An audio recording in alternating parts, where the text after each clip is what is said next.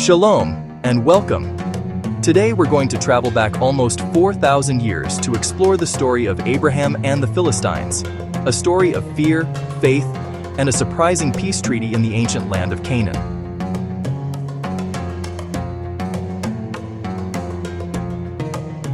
Abraham, once called Abram, left his homeland, Ur, following God's call to a land he didn't know. He traveled through Canaan, Egypt, and back again, living as a nomadic shepherd under a divine promise.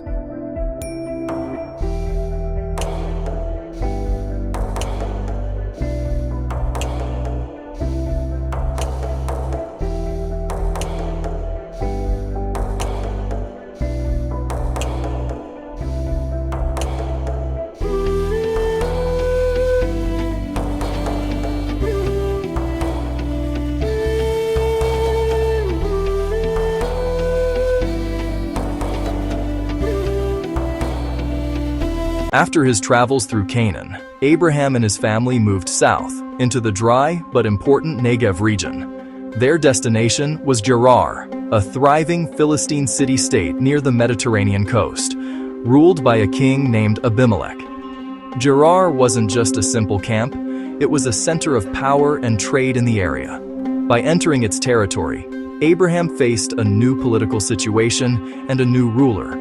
Here, an old fear came back to Abraham's heart. Knowing how beautiful his wife Sarah was, and worried that a powerful king might want her, he made a plan to protect himself. He was afraid that if he introduced himself as her husband, he would be killed so the king could take her. So, repeating a past mistake, he asked Sarah to say she was his sister. It was a half-truth meant to save his life, but it put God's promise and his family's honor at risk. Just as Abraham had feared, news of Sarah's beauty quickly reached the king's ears. Abimelech, believing she was an unmarried woman and Abraham's sister, sent for her and took her to his palace, planning to make her his wife. From a human point of view, Abraham's plan had worked to save his life, but he had put Sarah in a dangerous situation and put God's promised lineage in jeopardy. But God stepped in directly to protect his covenant. That very night, while Abimelech slept, the Lord appeared to him in a vivid and frightening dream. It wasn't a subtle vision, but a direct and serious warning. You are about to die because of the woman you have taken. She is a married woman. In the dream, Abimelech, who had not yet touched Sarah, defended himself. He appealed to his own honesty, arguing that he had acted with a pure heart and innocent hands, since both Abraham and Sarah had told him they were siblings. God recognized his innocent intention, but ordered him to return Sarah to her husband immediately, warning him that Abraham was a prophet and his prayer could save Abimelech's life. Terrified, Abimelech woke at dawn and acted quickly. He called for Abraham, returned Sarah to him untouched, and sternly rebuked him. "What have you done to us? Why did you bring such great guilt on me and my kingdom?" To make peace and fix his unintentional mistake, Abimelech not only returned Sarah, but also gave Abraham sheep, cattle, and servants, plus 1,000 pieces of silver as a public clearing of Sarah's name. He offered Abraham land to live wherever he wished, recognizing the special favor God had on him. This tense event was resolved not by Abraham's cleverness, but by God's direct intervention, showing that his promise didn't depend on human perfection. Abraham's prosperity, clearly guided by a divine hand, did not go unnoticed. Sometime later, Abimelech, the king of Gerar, felt the need to make his relationship with the patriarch official. He returned to Abraham, but this time not to settle a conflict, but to propose an alliance. He was accompanied by Phicol, the commander of his army, which showed how serious his mission was. With a frankness that showed both respect and careful wisdom, Abimelech spoke to Abraham. He said, "God is with you in everything you do. It's clear that your power and wealth grow under a special blessing.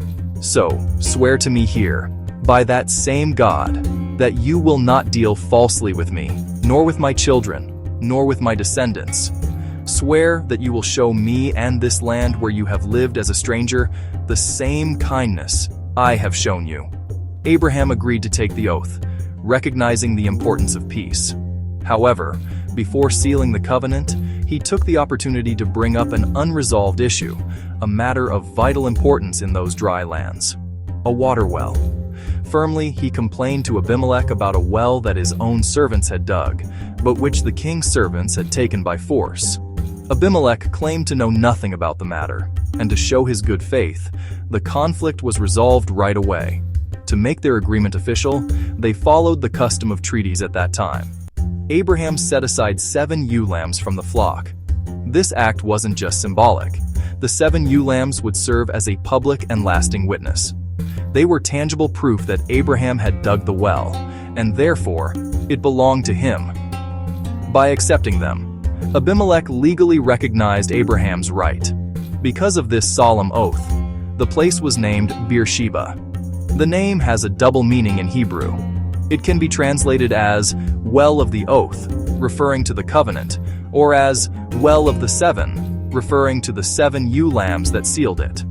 So the name itself became a memorial of the peace treaty. After Abimelech and Phicol left, Abraham performed an act of faith and permanence.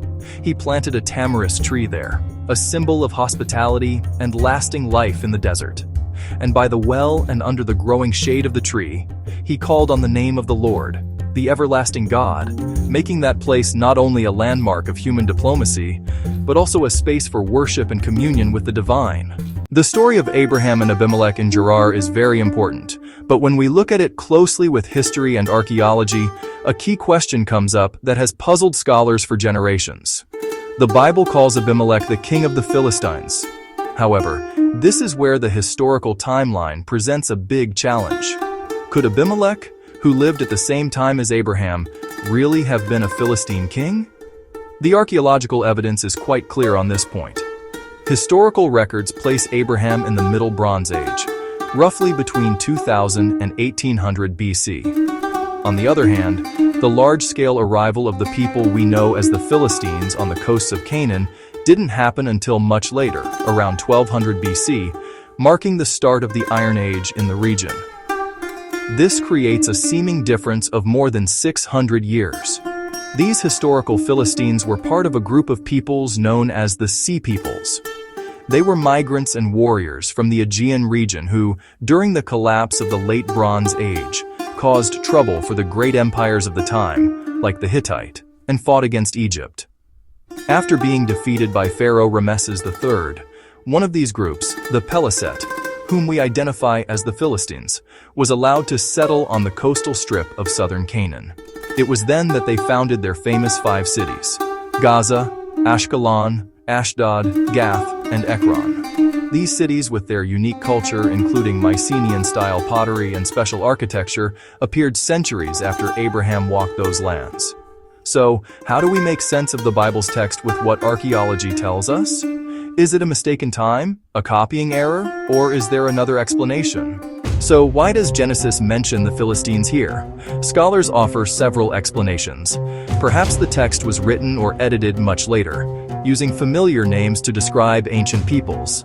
Others suggest there might have been early coastal settlers, proto-Philistines, in the same region. And some see the story as mainly about faith, not history, showing that Abraham's faith brought peace, even among foreign rulers. Whatever the timeline, the message lives on. The story of Abraham with Abimelech is about honesty, trust, and God's protection. It reminds us that, even when there are misunderstandings, peace is possible when there is humility and recognition of God's presence. From Gerar to Beersheba, the story of Abraham and the Philistines calls us to live with faith and peace. Shalom, may the God of Abraham guide your way. Shalom to you all.